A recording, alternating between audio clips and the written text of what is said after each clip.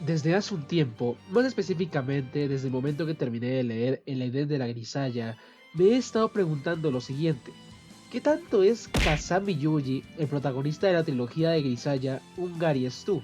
Panini, toma nota del hombre frente a ti. Papacito. Obviamente, para poder entrar a responder esa pregunta, primero tuve que informarme sobre qué era un Gary Stu, y más o menos lo conseguí, aunque no estoy del todo seguro de que mis palabras no serán completamente erradas. Vamos a ver. Un Gary Stu, masculino de Mary Sue, es, en resumen, un personaje perfecto, o casi perfecto con defectos poco apreciables en la obra. Es un estereotipo, o más bien un conjunto de estereotipos que crean un personaje que es propuesto de forma muy desesperada como el alter ego del autor o del lector de su obra. Yo me quiero enfocar en la parte de sus características elementales, y aún más en el uso que se le da a este tropo, dentro de la trilogía de novelas visuales iniciada en El fruto de la Grisalla. Por eso mismo, vamos a intentar analizar al varón de 17 años que, desde su infancia, ha tenido que luchar para salir adelante en un mundo que solo le ha tirado mierda, y que en consecuencia le ha convertido en alguien quizás demasiado poderoso, incluso para los estándares irreales que establecen las novelas visuales. Aviso de una vez que no hablaré del anime, aunque es cierto que colocaré escenas en el fondo del video del mismo para hacerlo más ameno. Así que esta información se basa casi exclusivamente en las novelas visuales donde Yuji es el protagonista. Con todo esto dicho, voy a hablar de mis razones por las que podría considerar a Kazami Yuji, protagonista de la trilogía original de Grisaya, como un Gary Stu. Para empezar, su pasado. Las tragedias suelen marcar el pasado de muchos personajes, y esto no necesariamente está mal. Permite desarrollar un personaje a partir del rompimiento del status quo. El sufrimiento forja el carácter, y en sí es el motor del crecimiento para cualquier personaje que se aprecie. Pero algo que pasa con los Gary Stu es que sus tragedias, además de ser excesivamente trágicas, solo están hechas para justificar algo de profundidad hacia lo planos que suelen ser este tipo de personajes. Y en el caso de Yuji, lo que nos dan es casi una exageración del tropo de que el protagonista debe tener un pasado oscuro. Y Grisella nos ofrece esta exageración al hacer que Yuji sea el resultado de un efecto dominó. Comenzando con que él parte de adorar y ser cariñosamente abusado por su hermana mayor, a perderla en condiciones trágicas y desconocidas, a sufrir de violencia intrafamiliar, y de ahí la bola de nieve solo se hace más grande. Y sabemos que no están andando con tonterías cuando, producto de esta violencia intrafamiliar, Yuji termina despojado a su padre de la vida mientras este mismo padre intentaba abusar de su madre, provocando que esta última se quite la vida poco después.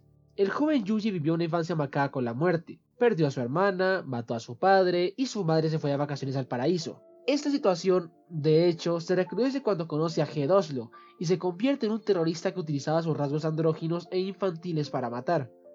Estas son las bases para establecer su pasado, como una concatenación de tragedias, una detrás de la otra y cada vez más grande que la anterior. Ahora, es cierto, Yuji tiene pesadilla y ciertos traumas en resolver a partir de esto, información que se nos revela en Rakuen, pero ¿este pasado a qué va? Nos fue introducido en Meikyu, que es la secuela directa de la primera parte llamada Grisaya no Kajitsu. Es cierto que en Kajitsu ya nos daban algunas pistas, pero en general el pasado de Yuji en Kajitsu era mucho más ambiguo y misterioso. Sabemos que allí, él desde joven ya mataba, había estado en conflicto armado y tenía un entrenamiento experto, pero en ningún momento se llega a profundizar en eso más allá de la ruta de máquina. Además, considerando que Yuji era un agente desde su adolescencia, no sería raro pensar que él mataba estando un poco más crecido. Pero no, con Meikyu decidieron colar que en realidad Yuji ya tenía sangre en las manos desde que era un niño pequeño, cometiendo parricidio. ¿Cómo no? Esto se hace para desarrollar su trauma y mostrarlo como alguien más profundo durante Grisaya no Rakuen, pero esto casi no recibió la atención que merecía, no en el presente al menos. Tanto en Grisaya no Kaicho como en Grisaya no Meikyu, el pasado de Yuji parecía más un recuerdo distante que algo que constantemente lo perseguía.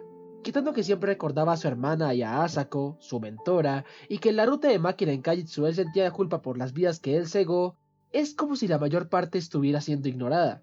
Las menciones de su vida como terrorista no llegaron sino hasta Meikyu, y la exploración de su trauma, con el armario secreto de su dormitorio, donde él escribía sus angustias, no llegó sino hasta Rakuen. Es decir, su pasado no estaba totalmente planteado desde Kajitsu, y eso muestra las intenciones con que se hizo un protagonista como Yuji. Pero su pasado ultra trágico y casi inverosímil no lo es todo. También está el hecho de que desde Kajitsu, Yuji ya era un niño soldado ultra entrenado, capaz de acabar con grupos enteros de enemigos él solo, y que tenía un manejo experto en armas de fuego a larga distancia, teniendo solo 17 años. Es decir, que era fuerte, muy disciplinado y era listo.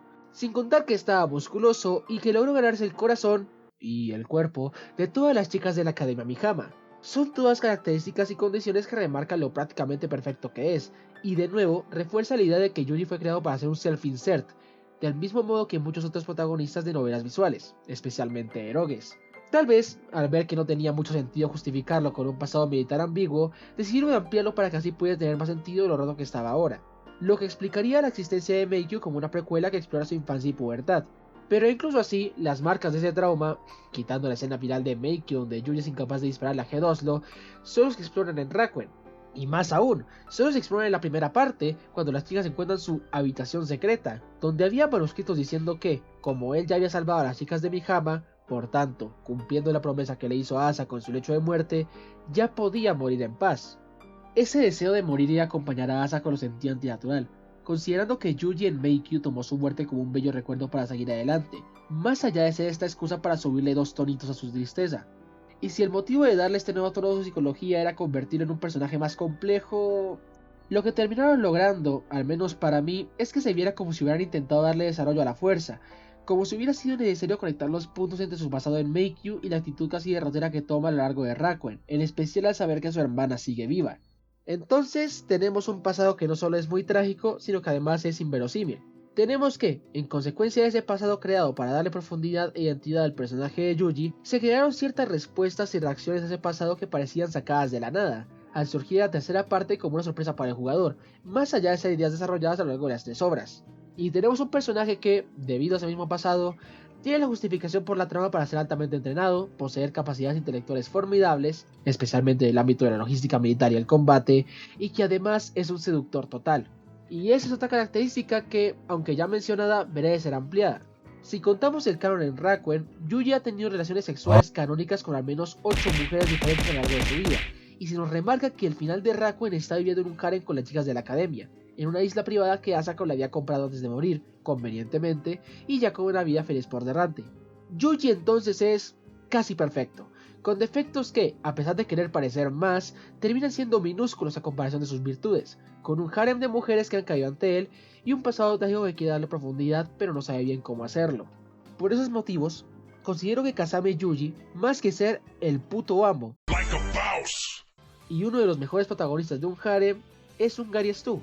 Sin embargo, no puedo estar totalmente en contra de esta idea en una obra como Grisaya. Y es porque Grisaya siempre ha jugado a agarrar los tropos típicos del medio y romperlos. Máquina es una Lola, que bromea con ser una Lola y está orgullosa de sacar provecho de eso. Sachi es una Maid, pero es una Maid completamente obsesiva y psicorrígida que tiende a malinterpretar las órdenes y a hacer cosas de forma muy poco eficiente.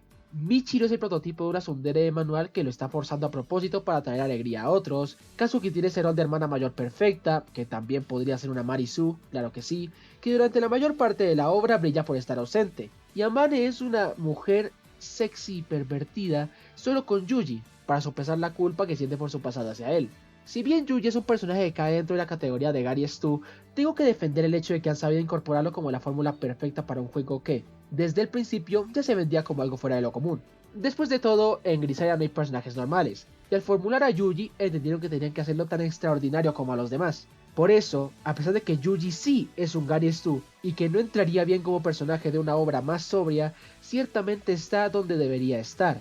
En una obra cuyos temas van desde los traumas de la infancia y el impacto del pasado a la guerra, el terrorismo y la tecnología, dando brincos como si de un parkour se tratase. Grisaya no es una obra completamente madura y no pretende serlo. Es un espectáculo que roza lo absurdo y lo fascinante como una película hollywoodense, mucho más en Rakuen. Y para una obra fuera de lo normal, lo más acertado es un protagonista fuera de lo normal.